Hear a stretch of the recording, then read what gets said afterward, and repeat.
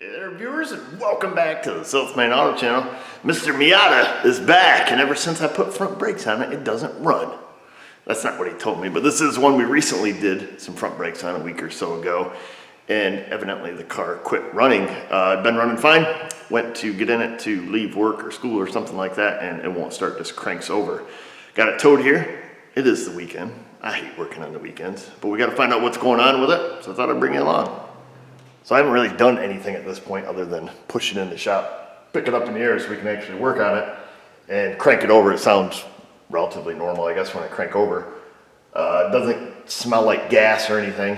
So first thing we're gonna do, just basics, we need spark and fuel. So we're gonna take and pull a plug wire out here, and we may as well get something, unhook an injector, see if we have spark and injector pulse, and then, we'll take it from there.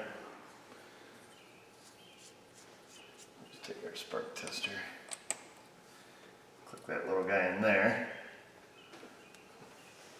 and see if we can't unhook one of these injector wires without breaking anything.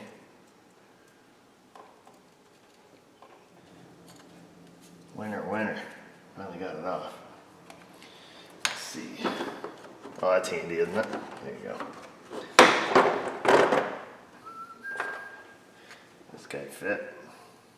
Boom, look at that. So now we have spark and injector pulse.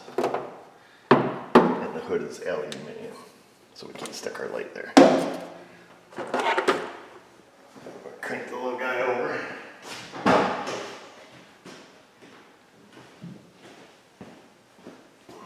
I gotta move this so I can see it. Well, I guess we ain't gotta. There we go.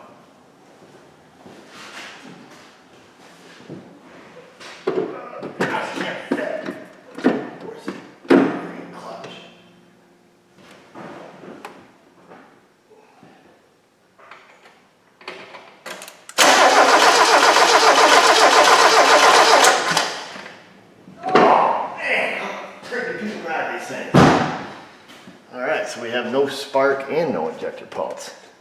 Awesome, well, that's a good place to start. I suppose the next easiest step is to find out if... Where's the battery in this thing? Must be in the trunk or something. Stop me mid-thought. I don't know where the battery is. Am I missing it here? I'm sure it's somewheres. We're going to see if we have power going to the coil or to the injector, because that's the easiest thing to get to. That's interesting. I wonder where the battery is. So one side of this injector should have power. That side there. So we have power to the injector, so that's good. At least we know if the relay or whatever controls it is on.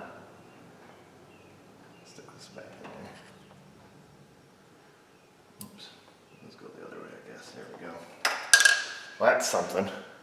So I was thinking our next step would be is to verify cam and crank signal. From what I read, they're done in the same sensor here. This little guy here. It's an LED photo-optical sensor, so it's going to work like a Hall effect.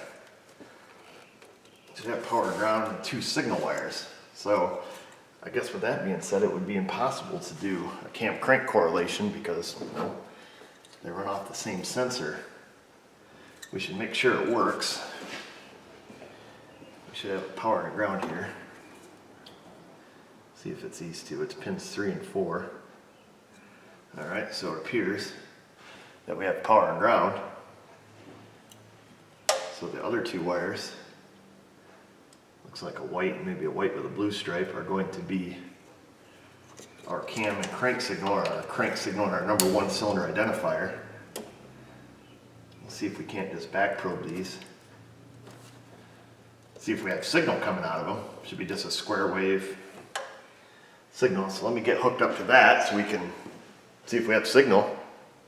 So I've got the Pico hooked up. Our blue trace should be the crank signal. So that's pin 2, and then pin 1, our red trace back here. That should be the cam signal. Like I said, it's an LED photo transistor, they call it.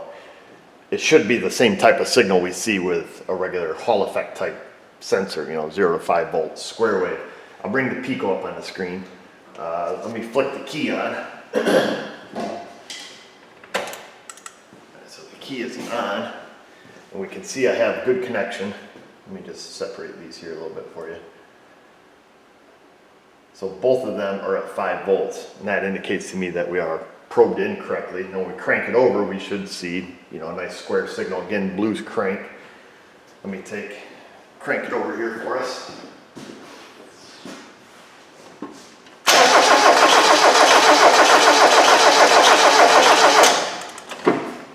All right.